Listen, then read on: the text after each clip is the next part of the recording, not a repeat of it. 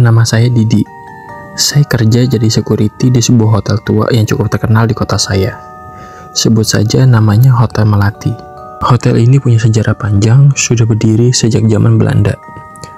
Orang-orang bilang ada banyak kejadian aneh di sana, tapi saya awalnya nggak terlalu peduli. Sampai akhirnya saya merasakan. Hari pertama, saya baru mulai shift malam sekitar jam 10. Biasanya, shift malam itu paling sepi. Saya patroli ke setiap lantai, cek kondisi kamar, dan pastiin semuanya aman. Malam itu saya mulai dari lantai 1 ke lantai 4, dan tidak ada apa-apa sama sekali. Tapi, pas saya lagi di lantai 5, saya dengar suara langkah kaki di ujung koridor. Saya pikir ada tamu yang lagi jalan-jalan, tapi pas saya cek, koridor itu kosong. Saya lanjut patroli, tapi suara langkah kaki itu terus ngikutin saya. Pas saya berhenti, suara itu juga berhenti. Udah mulai merinding, saya balik ke pos, dan malam itu saya nggak mau naik ke lantai 5 lagi.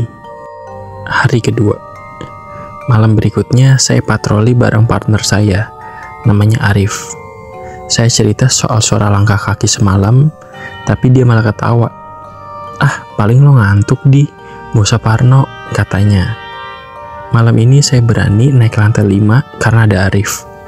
Tapi baru beberapa langkah di koridor, tiba-tiba lampu koridor mati. Suasana jadi gelap gulita. Saya sama Arif langsung nyalain senter. Pas nyorot ke ujung koridor, saya lihat ada bayangan berdiri. Sosok perempuan rambut panjang, nutupin muka pakai baju putih kusam. Saya nggak bisa ngomong, badan saya kaku. Arif juga diem, cuma bisa megang tangan saya. Tapi anehnya, bayangan itu nggak bergerak, cuma berdiri aja di sana. Saya sama Arif langsung kabur ke tangga darurat dan nggak berani ngomong apa-apa sampai shift selesai. Hari ketiga. Hari itu saya niat nggak mau patroli ke lantai 5. Tapi manajer saya bilang ada tamu yang ngeluh soal suara-suara aneh dari lantai itu. Saya mau nggak mau harus naik. Pas saya sampai di sana, saya perhatiin semua kamar, nggak ada yang aneh. Sampai saya berhenti di depan kamar 512. Kamar itu terkunci, tapi dari dalam ada suara orang nangis pelan. Saya cek di lock, kamar itu kosong sejak seminggu lalu. Dengan berat hati, saya buka pintunya pakai kunci master. Begitu pintu kebuka, kamar itu gelap. Tapi saya lihat ada seorang perempuan duduk di pojokan. Nunduk, rambutnya nutupin muka. Saya coba menyapa. "Bu, maaf, Anda siapa? Kenapa di sini?" Dia nggak jawab. Saya pelan-pelan maju, tapi tiba-tiba dia berdiri. Suara nangisnya berubah jadi tawa pelan yang bikin bulu kuduk saya merinding. Saya langsung keluar kamar sambil nutup pintu, dan saya nggak balik lagi ke lantai 5. Hari keempat, saya nggak tahan kerja di situ. Saya cerita ke manajer, tapi dia cuma bilang, "Kamu bukan orang pertama yang ngalamin itu, Di. Kalau nggak kuat, mending resign aja."